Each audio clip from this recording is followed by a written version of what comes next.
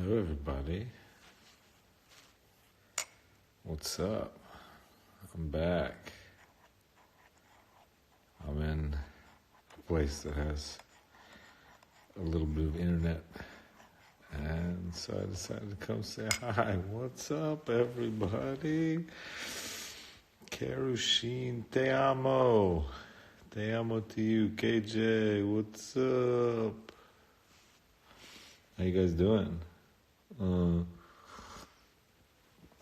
feel like this is kind of a good frame. Got this weird painting behind me. Kind of dramatic lighting.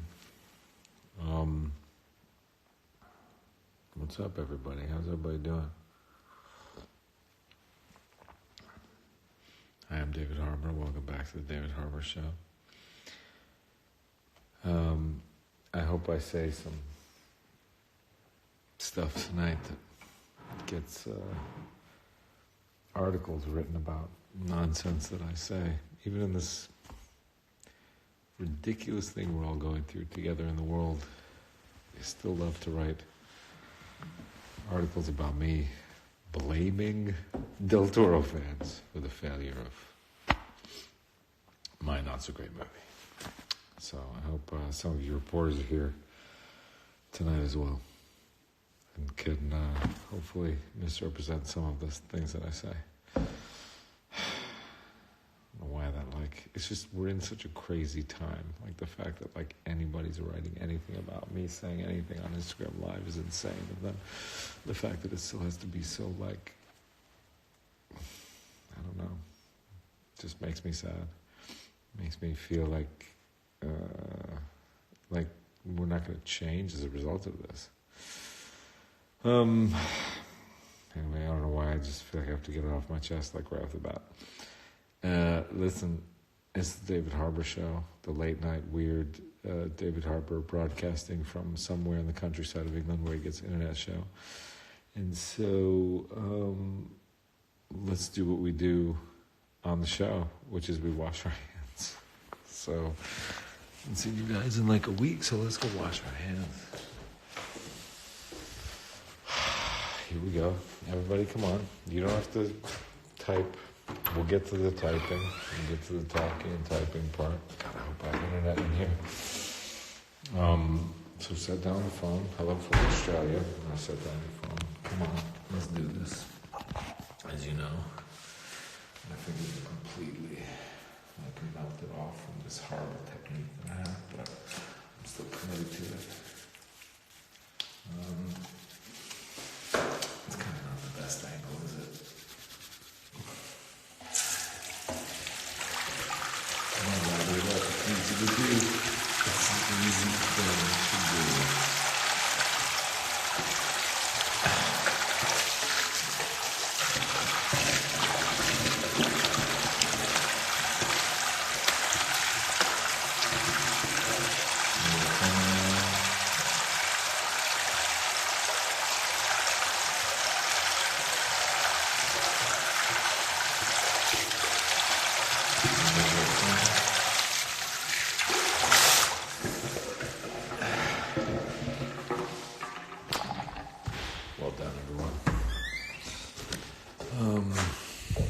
Get to it.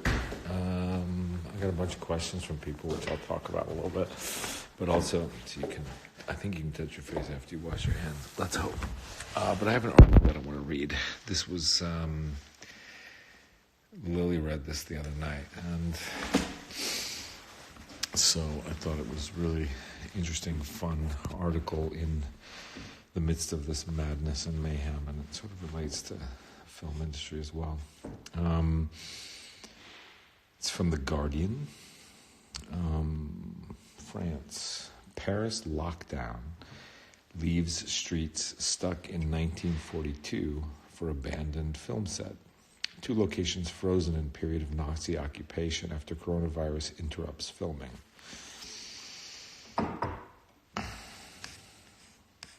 Residents confined to their homes in a corner of northern Paris have been plunged back to one of the darkest moments of the city's past. 2 streets, Rue Berthe and Rue Andret, in Montmartre, in the shadow of the Sacre-Cœur Basilica, have been left in a time warp of the Nazi occupation after they were returned to 1942 for a film set. The filmmakers were forced to abandon the set when France went into coronavirus lockdown, leaving the streets with fake facades for corset shops, tailors, a shoe repair, and mirror maker, and dotted with war propaganda, anti-communist tracts, and signs in German. The film, Adieu Monsieur Hoffmann, directed by Fred Cavey, is an adaptation of an award-winning play telling the story of Joseph Hoffmann, a Jewish jeweler in Paris at the start of the war, who was forced to hide in the cellar of his shop as the Nazis take over the city. Described as a black comedy, the film stars Daniel Autiel, who, despite dozens of international films to his name, including 1999's The Lost Son, is still best remembered for his role in the 1980s films Jean de Florette with Gerard Depardieu and Manon de Source with Emmanuel Biert. The film is due out. I apologize to all the French people watching. The film is due out next year, and the set was supposed to have been dismantled last weekend. Instead, it provides an eerie reminder of a bygone era when the streets were similarly deserted by many in fear of the German occupiers. A sign in the window of a fake pharmacy, "Dear customers, because of a lack of deliveries, certain articles are out of stock," is an example of life imitating art, imitating life. Paris was occupied by Nazi Germany from 14th of June 1940 until 24th of August 1944. The puppet French state under Marshal Philippe Pétain relocated to Vichy while General Charles de Gaulle organized the Free French and resistance forces from London. During Nazi control of the city, French police rounded up Jews who were sent to the death camps. Meanwhile, the nightclubs of Montmartre remained open, profiting from a new clientele of German officers and soldiers, while nighttime brought black marketers onto the streets. Tim McInerney, a university lecturer in British and Irish cultural history in Paris and co-host of the Irish Passport podcast, tweeted, "Just in case quarantine Paris wasn't disorienting enough, my neighborhood was being used as a film set when the lockdown hit. Now the whole block has been left frozen in 1941. He later said Paris is, of course, haunted by the legacy of the occupation. There's a school down the road that has a plaque telling how many Jewish children were deported. The dark shadows are already there, so to recreate it is quite unsettling. Even more so, as a lot of things written on the posters are happening right now. One poster from the film set said everyone must keep off the streets between 11:30 p.m. and 4 a.m., which seemed a little close to home, as just before I had to show my permit to be outside to the police. It's a strange situation." He said parts of the film set has been pillaged and ripped down by souvenir hunters. And I thought that was a funny, interesting article about life imitating art, imitating life.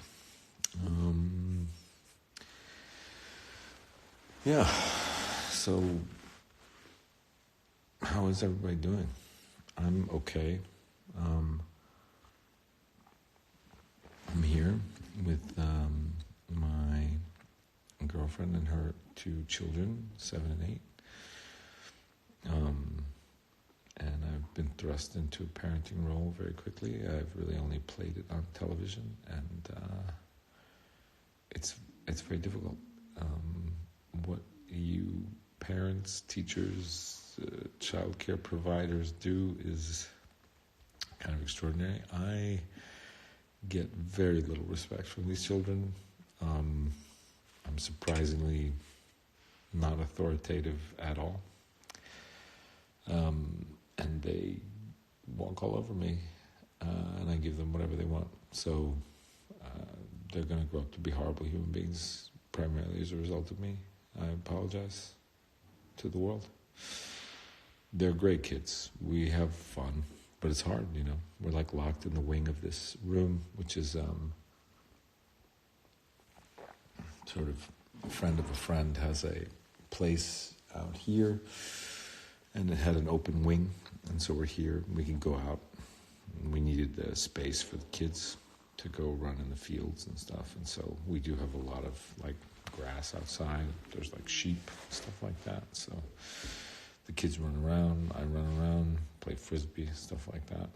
So it's okay, and it's just I have like good days and bad days. Like, we just got the internet set up here, so I got some Netflix, so I feel okay. But, you know, I have days where I feel very nervous about the whole state of the situation, and I read too much, and it drives me crazy. And then I have days where I feel actually really positive about things. Like, I feel like, wow, this is going to make a lot of change in the world. A lot of things are, you know, I was just reading. I mean, I was watching a little bit of Cuomo's video. I tend to watch his briefings every day, and you know what he was talking about in terms of the idiotic systems that are set up between, you know, private businesses and how sort of all that melts away in a crisis like this, and you start to really view it from the outside and go, oh yeah, all this stuff is idiotic, but when we're in it, just in our daily lives, it seems so precious and so, you know. Anyway, I think he's doing a really great job and getting a lot of stuff done in New York that I think without him wouldn't be possible. But it's really interesting to hear him speak about that, and even just speak about just the redundancies and idiotic things in the federal government, just him and all these other states bidding for ventilators, and then FEMA coming on and bidding against everybody for these ventilators, like each state bidding, and then FEMA coming in and bidding, and just how insane the whole process is, and driving up the price of these ventilators that are much needed. Anyway, it seems crazy, but it does, you know, comfort me to hear him talk about it, speak about it honestly, and like, you know, forthrightly and stuff. So anyway, you know, I go back and forth. I'm sure like a lot of you. And I do want to say, if anybody out there is a hospital worker, or someone who works in a nursing home, or police officer, fireman, somebody who works in a grocery store, somebody who works at Amazon and delivers packages, someone who works at a grocery store and bags groceries. Like, I'm amazed at how dependent I am on all of you, and certainly doctors and nurses. But we are in your debt for this time when you show up where we are quarantined away. And I just can't say thank you enough, and I don't think I will ever look at a supermarket the same way. We had to go last week to get our weekly shopping in, and I didn't know what would be up here in the wilds of England, and so we were waited outside, 2 meters apart with our carts waiting to go inside, and I literally thought we'd walk in and be like a tin of beans and people, but there was Brussels sprouts and avocados, and I just couldn't believe how excited I was to see a Brussels sprout. I don't think I've ever been quite that stimulated in a long time. I mean, and just the appreciation of that simplicity, and the fact that knowing that Brussels sprout was brought from someone, grown somewhere, brought from someone on a truck, brought to that supermarket. There were people at the registers of that supermarket. There were people at the front doors of that supermarket. There were managers managing all of that. There was, and I was so grateful for every single one of those people. And there were, look who it is. There's Carabuono, everybody. Wow, Carabuono's in the chat. Sorry, I just saw that. I'm going to try that. Let's see what we can... see if this works. I don't know if she's unable to join. Sorry, Carabuono's unable to join. Tried to get it. Oh my God, Ingrid Michael said, "What's up?" Anyway, I was just so grateful for just those simple things. And yeah, I'm extraordinarily dependent on this society. I did buy a book on soil farming, and I have thought about going out and starting some kind of farm. And then I'm like, who am I kidding? Like, I need people that know how to do those things. And that's just what it is. So, you know, I guess all I can do really is just show my gratitude. Just say, if you deliver packages for Amazon, you are awesome. And I have ordered so much stuff in the past week that I just have needed, just like little things. And I so appreciate what you do. And you are putting yourself on the front line. If you're a doctor or a nurse, I so appreciate what you do. If you bag groceries at your local Whole Foods or whatever, I so appreciate what you do. And I will never forget this time, because before this I didn't. And now I really, really do. So it's been tremendously enlightening for me. And that's, I guess, a silver lining. I mean, I guess it's a silver lining. And I just hope that, we get out of this with as little, just as safely as we possibly can. And then we remember that we're all in this together. And that, I hope that this gratitude extends to bring us closer together. But that is a very, rosy view of this thing at this point. And as I say, it goes back and forth. So let me answer some questions, and then I'll maybe invite a couple of you weird people who want to watch me do a weird live at night onto my live with me. Favorite 80s band? Oh, man. All right, I don't know, but like off the top of my head, In Excess. Remember that song that was just like 8, like Kate, then 8, you know that song? It just had like 8, it just rhymed 8. How's your book? Looking forward to reading it. Greetings from Puerto Rico. M. Luciano. It's good. I mean, I haven't been able to write anything in this time period. I really want to get back to it. I have a bunch of stuff written, and I don't know what to do. I gotta finish it, but I'm a little freaked out. Is Black Widow really going to be released digitally? I doubt it. Last I heard, it wasn't. I had said that, that I thought it would be fun just to see it, because I just want to see it. I think it would be fun in this time, but, I don't think it's going to happen. Is Hopper alive? Well, go watch that little video we dropped on Twitter or Instagram or whatever, and see if that bald dude in prison looks familiar. What was your favorite song they used in season 3 of Stranger Things? I mean, that Peter Gabriel Hero song, I could listen to that all day long. I love that song. We used it in season 1 too, but songs I just put on my iPods or whatever, I walk around New York City song over and over again. Do you guys do that? I have like songs where I can just go weeks, and I could just like, listen to the same song, just come to my iPod, and then it'll go into the next song, and I'll just hit that back button, and I'll say to myself, I'm not gonna do it again. I'm gonna keep going on, and then I just hit it again, because I just love that, whatever song that is. So Peter Gabriel, Heroes, that was for a while. What are your opinions of canceling season 4? I hope we don't. I hadn't heard that we were going to cancel it.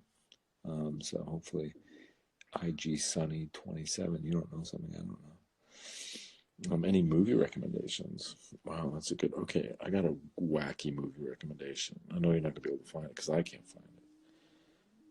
I think I got to order the DVD, and I think it takes now it's kind of a non-essential thing, so maybe I'll be able to watch it in 2 months. But it's based on that article I just read you about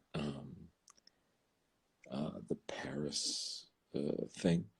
There's a movie called Underground, which is about former Yugoslavia. And it was in 1995 it came out. And it's basically about the, like Yugoslavia during the war. And it's about these two kind of friends, brothers, really, who one of them, they both go underground at one point to make munitions for the war, and then one of them eventually traps the other sort of underground with this manipulation, and tells them that the war is still going on for years and years and years, decades. And eventually, at some point, the friend breaks out and he breaks onto a movie set that they're making a movie of their lives back in the back when they were in the war. And so he stumbles on that set, and a lot of the actors that played them when they were younger were there. So there was like a Nazi who they knew, and now is being played by an actor. And of course, the guy, whatever, it's a good movie, you gotta watch it. Can you please guest me? I'm so upset that my school is canceled till May. I don't know. Only if I saw you immediately could I guest you. So I don't know how to do that. What is going to happen with Harbour?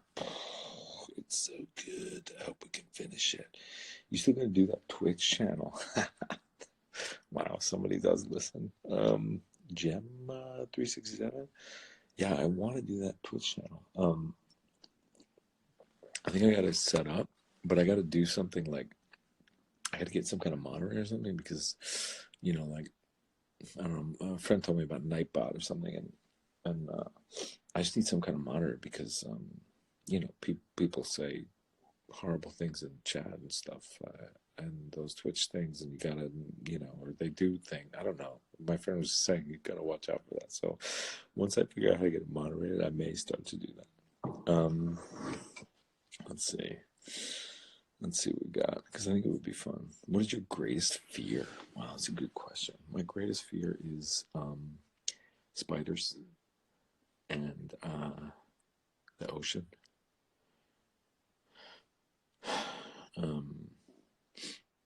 Yeah, we had a spider in here the other day that was about as big as, it was like, like a perspective. It was like like a healthy spider on the wall. And I had Lily go take care of that because that is not my jam. I will, if you have a snake, I love snakes, but I will not mess with a spider. Love you from Iraq.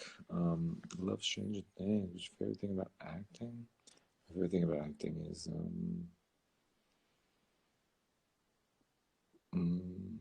my favorite thing about acting, I think it's a way for me to make sense of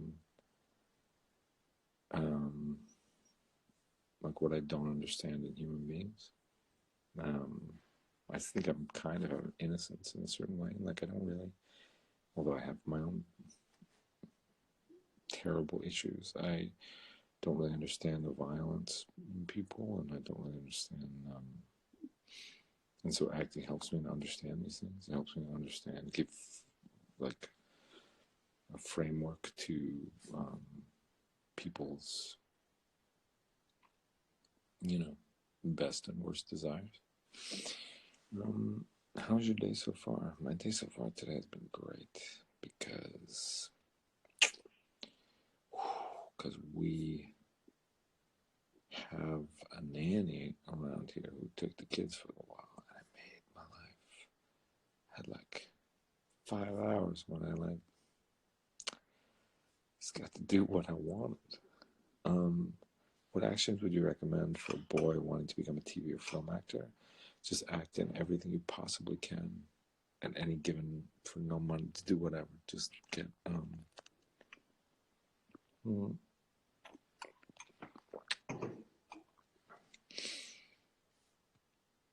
you marry me? Sorry, I can't.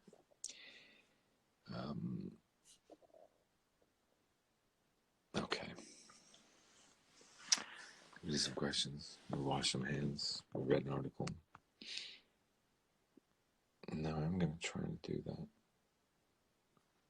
thing. How did I do that thing before? where I like invite someone. Oh no. Oh no. Oh no.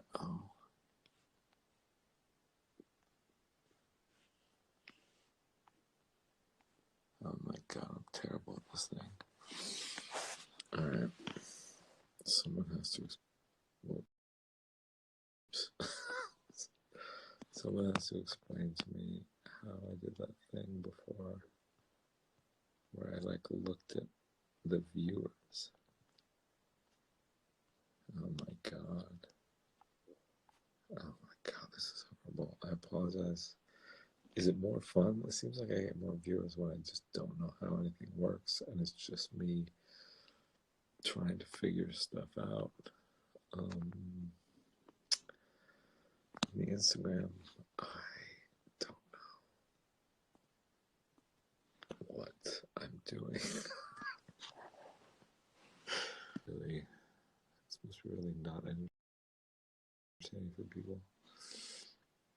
Oh my god. I had figured this out before. I can't believe I can't figure it out now. Oh, here we go. Okay. Okay, figuring it out now.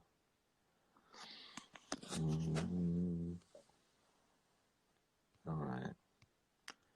Let's see.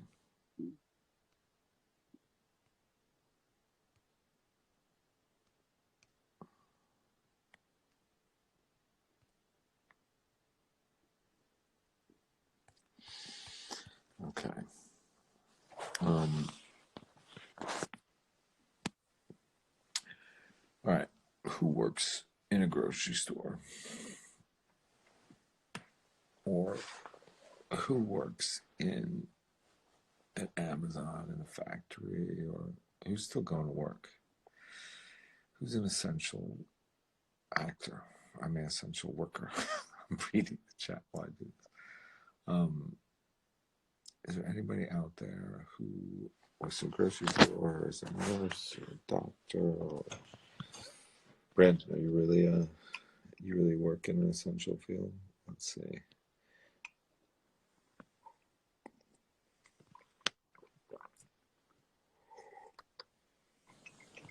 Holy, oh my God, What? Brandon, don't curse on my thing. I'm so sorry. I almost did. How's it going, man? All right, man. How are you, Brandon? Are you really working in an essential field? I'm a cashier. Yeah. No, for real? No, for real. Oh, amazing. I Okay. can show you my like work uniform. No, I believe you. I trust you, man. Where are you from? I'm from Maryland. And what's your name? Brandon. Brandon? Mm-hmm. From Maryland. How's Yep. things in Maryland, man? It's pretty bad. It's not as bad, but like my grocery store is like really busy and stuff, and like there's not many supplies left, and we're basically on full quarantine now. So What do you guys go? You guys go in though? yeah, I mean, we can go in if we don't want to. They can hold us accountable for it. But So you've been going in? yeah. I applaud you, man. Because we're making more money an hour. Oh, nice. Good. I'm happy about that, man. Yeah. Is there a big protocol there? Like, you guys wear gloves and stuff, or? We can wear gloves. We're actually not allowed to wear masks, which Really? is like really weird. Yeah. But a lot of people aren't working and stuff because of all of this. Yeah. So I just stay in my house and watch Stranger Things. Yeah? You like that show?